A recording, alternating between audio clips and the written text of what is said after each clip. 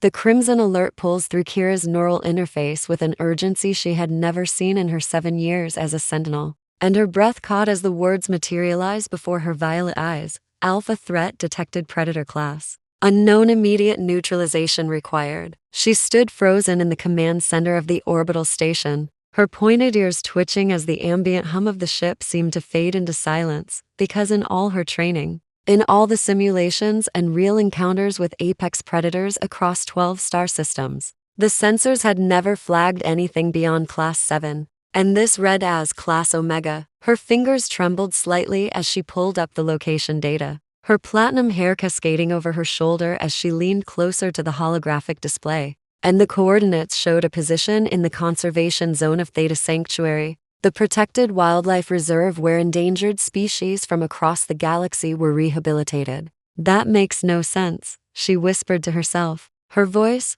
barely audible in the vast chamber. Because the sanctuary housed injured and sick creatures, nothing that could possibly register as an alpha-level threat, and certainly nothing that could trigger the ancient predator protocols embedded in her people's technology from the war era. Her commanding officer, Vrax, appeared beside her with his usual stern expression, his scales gleaming under the blue light of the displays, and he growled low, "Sentinel Kira, you are authorized for immediate deployment. Weapon systems full release. Do not engage without lethal capability. Armed."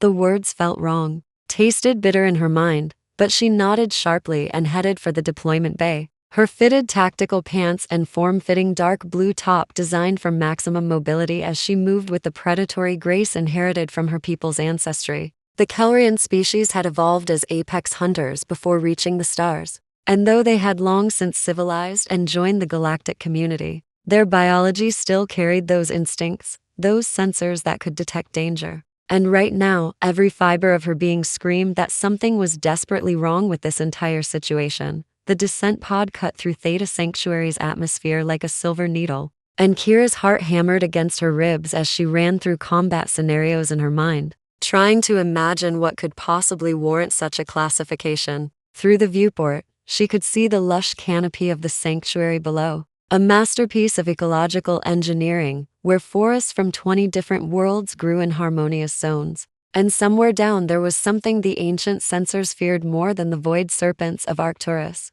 more than the titan wolves of her own homeworld. She landed in a clearing 200 meters from the signal source, her boots touching down on soft moss that glowed faintly in the twilight, and she drew her plasma sidearm with practiced ease, though something in her chest twisted with reluctance. "I am Sentinel Kira of the Kaelrian Guard," she announced into her cum, her voice steady despite the adrenaline coursing through her veins. Approaching the Omega-class contact now, the forest was quiet to quiet, and her enhanced hearing picked up only the gentle rustle of leaves and the distant call of some exotic bird. But as she moved forward with careful steps, her predator senses suddenly flared with an intensity that nearly drove her to her knees. The urge to either fight or flee washed over her in waves, her body's ancient instincts screaming danger. But she gritted her teeth and pushed forward because she was Sentinel. She was trained, she was stronger than her base nature. Then she saw him, and the entire world seemed to tilt on its axis.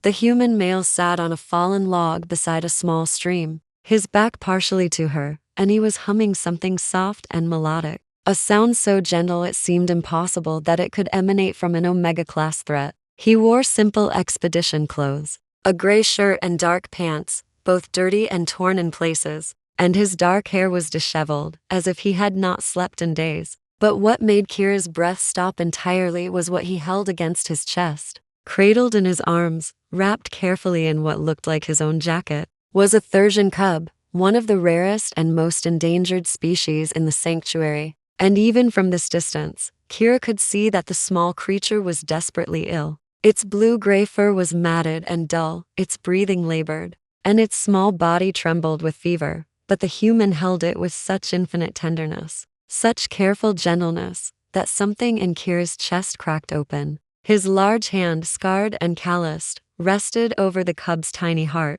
and she realized with a start that he was keeping time with its heartbeat, his humming matching the rhythm, as if he could somehow will the small creature to keep living through sheer force of presence. "Stay with me, little one," he whispered, and his voice was rough with exhaustion and emotion. Just a little longer, help is coming. I promise you're not alone. Kira's sensor array was going absolutely insane. The readings spiking with every word he spoke, every slight movement he made, and with a sudden clarity that felt like ice water down her spine. She understood.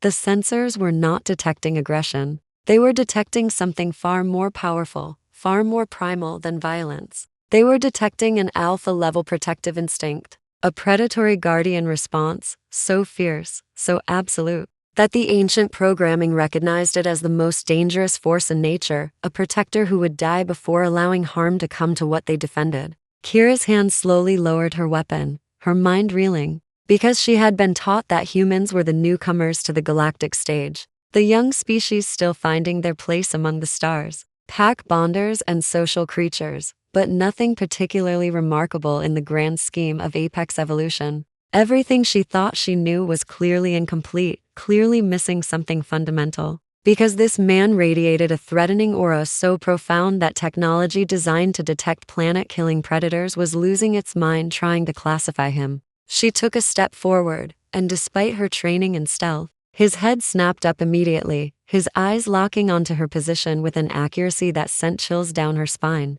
And she saw his whole body shift in an instant, curling more protectively around the cub, his eyes assessing her as a potential threat with cold calculation that belied his gentle humming of moments before. "Stay back," he said quietly, and there was something in his voice that made her ancient predator hindbrain want to obey immediately. "I don't want trouble. I just need to keep her warm until the medical team arrives." "You called for medical?" Kira asked, forcing her voice to remain calm and professional as she raised her empty hand slowly to show she meant no harm. Though part of her mind was screaming that she should be the predator here. She was Kaelrian. She was the apex species, not this exhausted human with kind eyes and blood on his shirt. 3 hours ago, he replied, and she could hear the frustration and fear in his voice. Now, the careful control starting to crack, I found her tangled in some kind of hunting trap. Illegal tech, molecular wire that had cut into her leg. I got her free, but she was already in shock.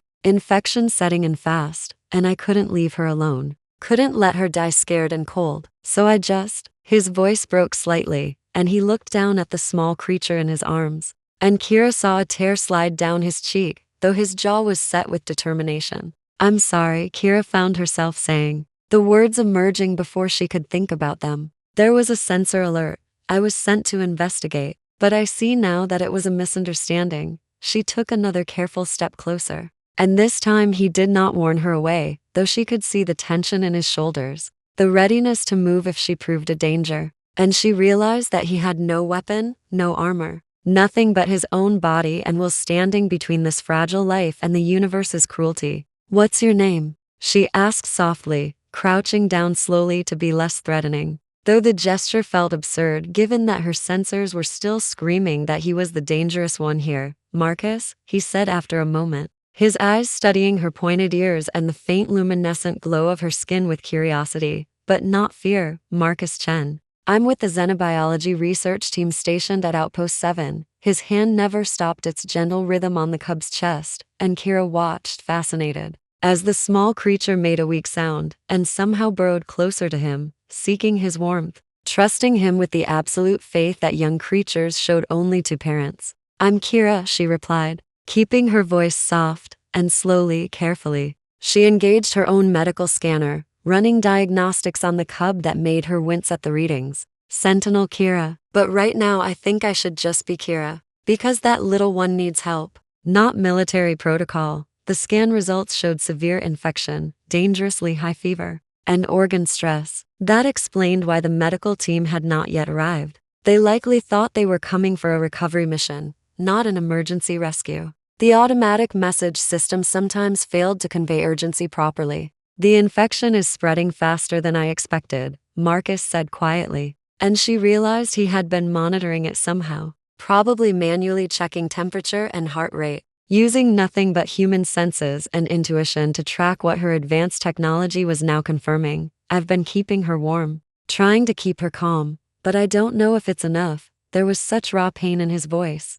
such desperate helplessness, and Kira felt something shift in her chest. Some wall she had built during her years as a sentinel beginning to crumble. "May I help?" she asked. And when he looked up at her with those exhausted, hopeful eyes, she felt her breath catch because there was something in his gaze that made her want to be worthy of that hope, to be someone who saved rather than hunted. He nodded slowly, and she moved closer, kneeling beside him on the soft ground. And she could feel the heat radiating from his body, the elevated temperature that humans maintained, and understood suddenly why he was holding the cub so close. Your body heat, she said with wonder. You're using yourself as an incubator. Humans run hot compared to most species, and Thursian cubs need elevated temperatures when they are ill. Marcus smiled slightly, a tired, sad expression that somehow made him more beautiful than any formal portrait could capture. I read that in a xenobiology text once. Seemed worth trying since I didn't have medical equipment.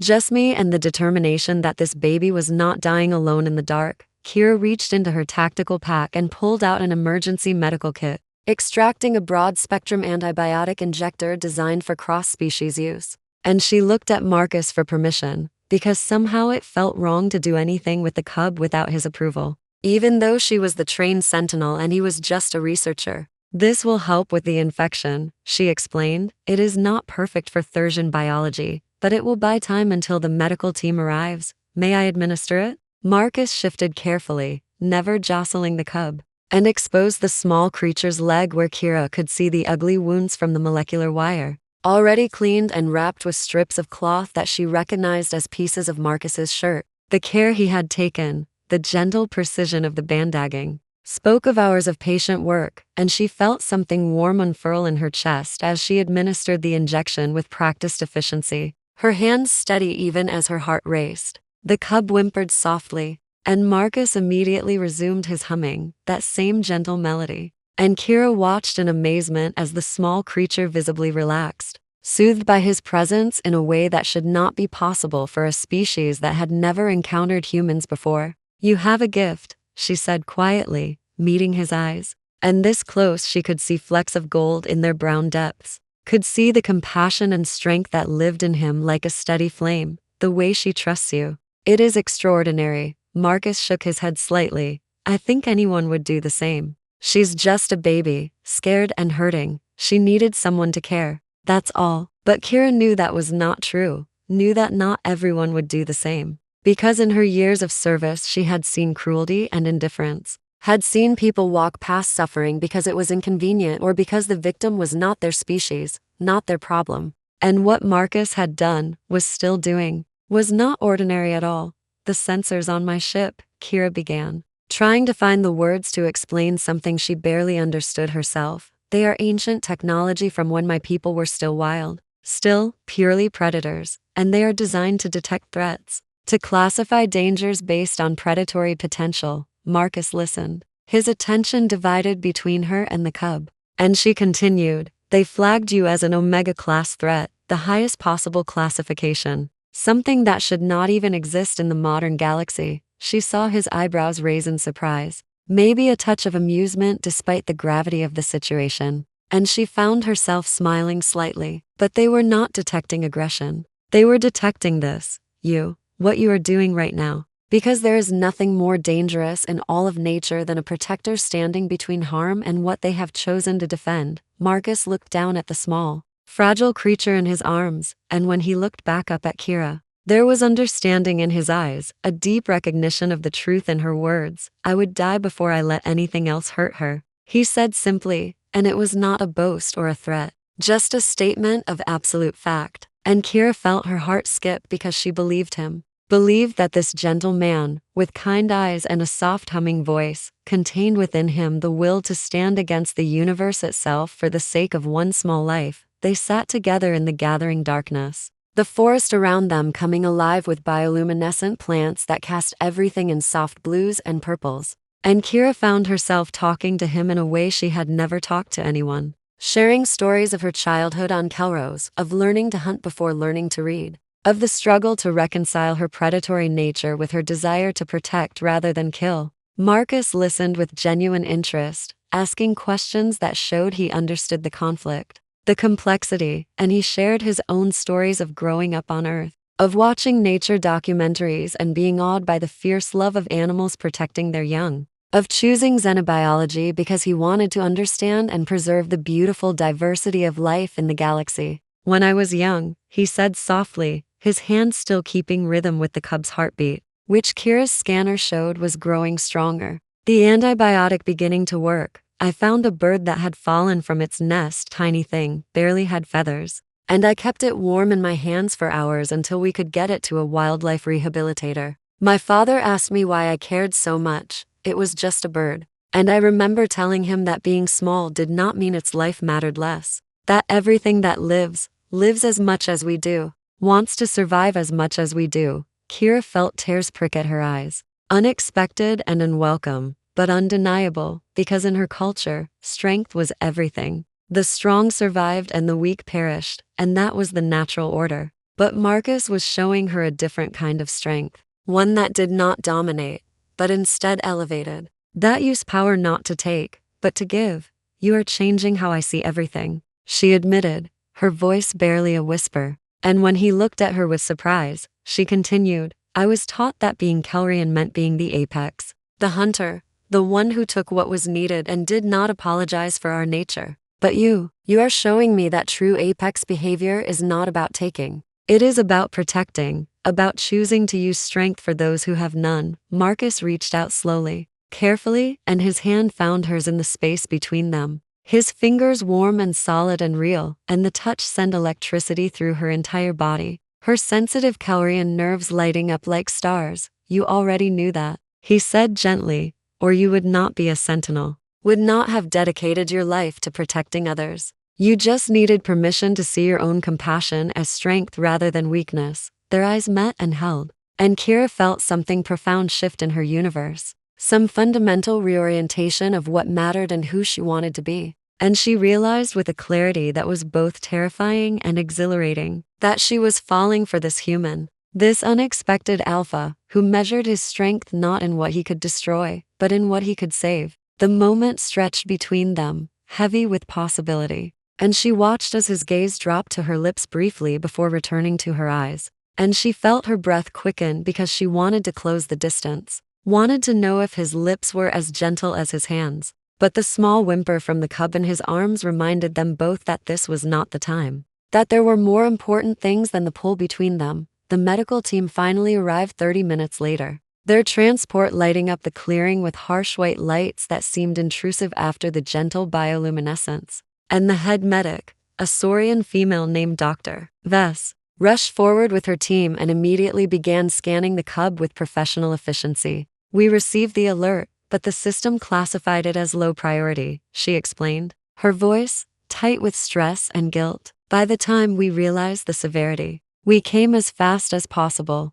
Marcus carefully, reluctantly, transferred the small creature to the medical stasis pod the team had brought, and Kira saw the visible effort it took for him to let go, saw his hands shake slightly as he stepped back, and without thinking she moved to his side and took his hand in hers, offering silent support. Dr. Vess's scanner eyes widened as she reviewed the data. The infection was catastrophic. Should have been fatal hours ago.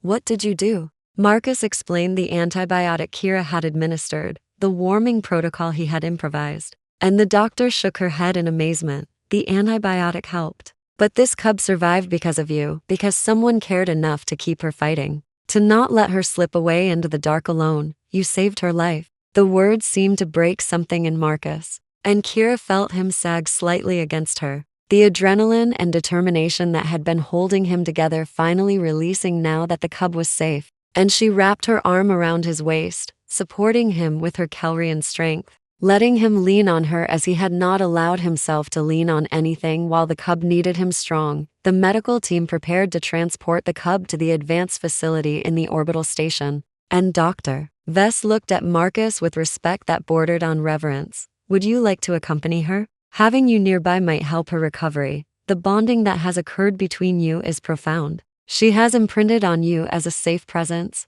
Marcus looked at Kira, uncertainty in his eyes, and she smiled at him, squeezed his hand gently. Go, be with her. I will handle the official reports and I will come find you soon. I promise, he nodded, but before he moved toward the transport, he turned to face her fully, and his free hand came up to cup her cheek with a tenderness that made her knees weak. Thank you, Kira, for seeing me, for understanding, for being exactly who you are. Then, in front of the entire medical team and the forest itself, he leaned in and pressed his lips to her forehead, a gentle, chaste kiss that somehow meant more than anything more passionate could have. And she felt her luminescent skin glow brighter in response. A Kaelrian physiological reaction to deep emotional connection that she could not control even if she wanted to. I will see you soon, he whispered against her skin. And then he was gone, climbing into the transport with the medical team. And she stood alone in the clearing, her hand pressed to where he had kissed her. Feeling like her entire world had been remade in the span of a few hours, Kira returned to the orbital station and filed her report, carefully explaining the sensor anomaly, the misclassification of threat type, and recommending an update to the ancient protocols to account for protective behaviors versus aggressive ones. Her commanding officer, Vrax, read the report with his usual stern expression, but when he looked up at her, there was something almost like amusement in his reptilian eyes. You are proposing we teach our ancient war era sensors to recognize love as different from violence? Kira lifted her chin, meeting his gaze steadily. I am proposing we teach them to recognize that the strongest force in nature is not the will to destroy, but the will to protect. And that true apex behavior is measured not in dominance but in sacrifice. Yes, sir.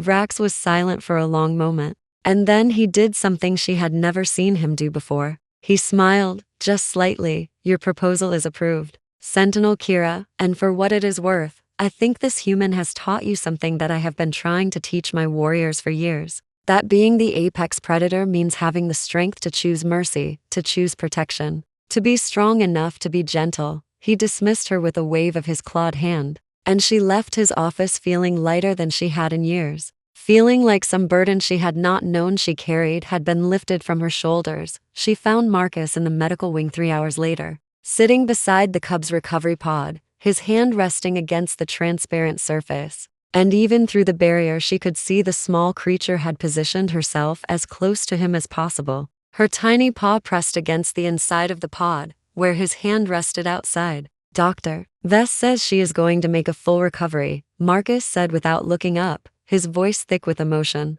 The infection is responding to treatment, her vitals are stabilizing, and in a few weeks she will be strong enough to rejoin her family group in the sanctuary. Kira sat down beside him, close enough that their shoulders touched, and she looked at the small miracle of life that he had saved through nothing but determination and compassion. She will never forget you, even when she is grown. Some part of her will remember the one who kept her heart beating, who refused to let her go. Marcus finally looked at her, and there were tears on his cheeks that he made no effort to hide. I keep thinking about how easily I could have walked a different path, could have been 5 minutes later, could have not heard her crying, could have decided it was not my problem, and she would have died alone, and the universe would have lost something irreplaceable. Kira reached up and gently wiped his tears away with her thumb. The gesture, intimate and tender. But you did not walk a different path. You heard her, you chose to care, and the universe is brighter for it. You are teaching me that every choice to protect, to love, to stand against cruelty or indifference, that every choice matters, creates ripples that spread farther than we can see. They talked for hours, sitting in the quiet medical wing, sharing dreams and fears and philosophies. And Kira learned that Marcus had lost his mother when he was young, that he had chosen xenobiology partly to honor her memory, because she had taught him to see the value in all life, and the pieces of who he was fell into place in Kira's mind like a constellation, forming, beautiful and complete.